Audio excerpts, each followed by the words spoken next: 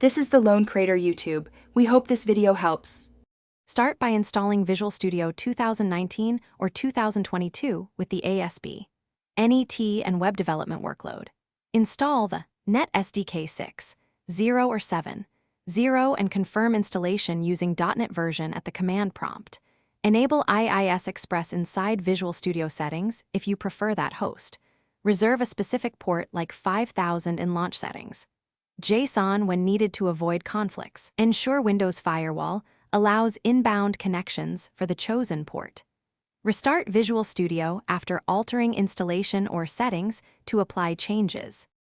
The only practical method is to change the Bluetooth controller firmware or use an external SDR device.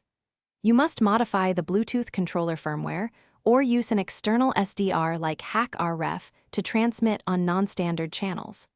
For BLE, you can set the advertising channel map via HCI commands or vendor firmware APIs. Classic Bluetooth frequency hopping is implemented in the controller and cannot be forced by application-level software. Prepare to work with vendor tools, HCI access, or legal radio hardware when you proceed with changes. If the app fails to start, check the output window or terminal for build errors and missing NuGet packages. Resolve errors, run .NET Restore, and rebuild the project to ensure dependencies are present. If the port is blocked, add an inbound firewall rule for port 5000 or run Visual Studio as administrator temporarily. Validate the app by clearing the browser cache and navigating to http://localhost 5000 or https://localhost 5001.